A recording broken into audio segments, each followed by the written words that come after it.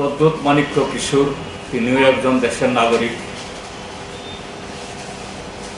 তিনি কোন সময় কোন রং ধারণ করবেন এটা তার অধিকার, আমাদের সংবিধানে অধিকারও দিয়েছে। কাজেই এই অধিকারে আমার হস্তক্ষেপ করার কোনো এখতিয়ার নেই। না, আমি বলছি হ্যাঁ। তাছাড়াও আমাদের দেশে রাজতন্ত্র না থাকলেও আমাদের দেশের মানুষ যেহেতু এ রাজ্যে কয়েক শতক ধরে এই বংশধর রাজন্য শাসন করেছে, মানুষের একটা শ্রদ্ধা ভক্তি, তাদের কোনো কন্ট্রিবিউশন না থাকলেও বাই ডিফল্ট তারা এটা ভোগ করেন। সেই সুবাদে এরকম একটা পরিবারের সদস্য হিসাবে আমরাও সম্মান করি, ব্যক্তি হিসাবে এই সম্মান আমরা কোনো অশ্রদ্ধা আমরা করি না। কিন্তু তিনি যেভাবে রাজনীতির কথা বলে এবং রাজনীতি করি না বলে যেভাবে ত্রিপুরা রাজ্যের মানুষকে বলতে চান, আমি রাজনীতি আর করি না বলেই বেশি রাজনীতি করছেন। বলছেন যে না, যে ত্রিপুরা রাজ্যের মধ্যে যা কিছু নষ্ট করেছে রাজনীতিকরা, তাহলে প্রথম তোমার মা বাবা দুজনেই কংগ্রেস দলের সাংসদ ছিলেন, মা মন্ত্রী ছিলেন, তাদের সমালোচনা করো, তাদের ভূমিকাকে তুমি নিন্দা করো। তাদের সময়তে ত্রিপুরার যে ট্রাইবেলদের সবচেয়ে বেশি ক্ষতি হয়েছে, অধিকার ক্ষুণ্ণ হয়েছে। আবার তুমি একটা রাজনৈতিক দলের সভাপতি তুমি ছিলে, একটা ইস্যুতে একজন নেতার সাথে মনোমালিন্য হয়ে তুমি পদত্যাগ করলে। এরপরে বলছো তুমি যে রাজনীতি করে কিছু হবে না, এনজিও করো বা এই সামাজিক আন্দোলন করো। ভালো, সামাজিক আন্দোলন করতে আমাদের কোনো আপত্তি নেই, দরকার। যদি সত্যি সত্যি মনের প্রাণে আন্তরিকভাবে এবং অনেস্টলি যদি সত্যি ত্রিপুরা রাজ্যের যে ত্রিপুরী জনগণের ভাষা সংস্কৃতির বিকাশে রাজবাড়ির একজন সন্তান যদি ভূমিকা গ্রহণ করে, really that will B a big thing. আমি এটা ফ্লাট করার জন্য বলছি না।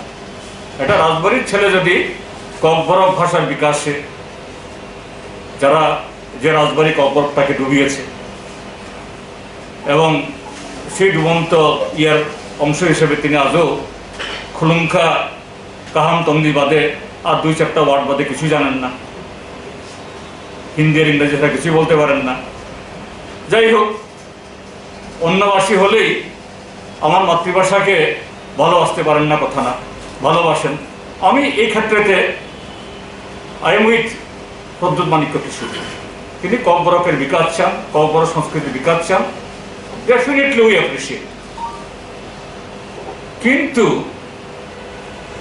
আজকে আমাদের ভাষা, আমাদের সংস্কৃতি, আমাদের জমি, আমাদের অর্থনীতির ধ্বংসের জন্য মূলত দায়ী কে?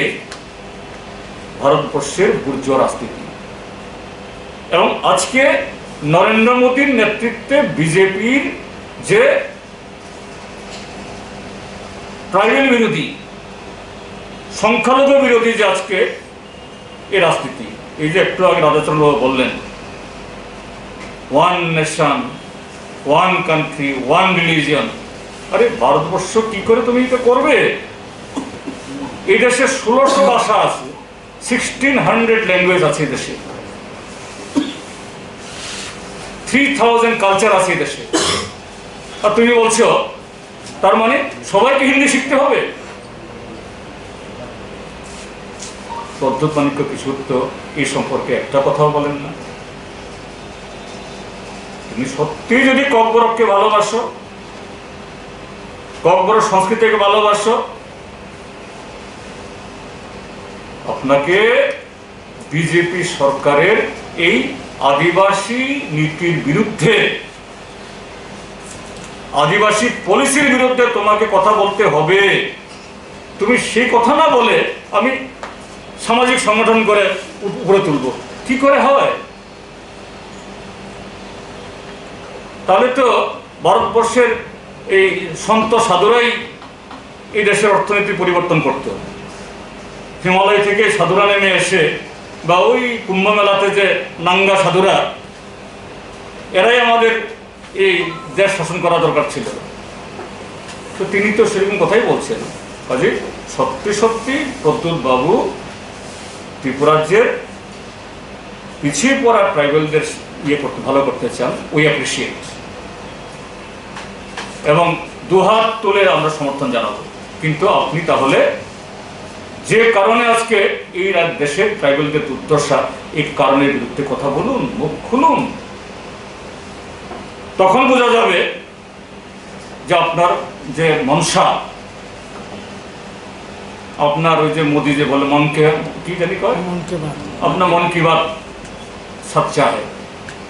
তাহলে আমরাও বলবো প্রদ্যুৎ মানিক্য কিশোর জিন্দাবাদ, আমরাও বলবো, জিএমপিও বলবো, আমরাও আমাদের জিএমপির ফেসবুক পেজে ওনার একটা ছবিও লাগিয়ে রাখবো।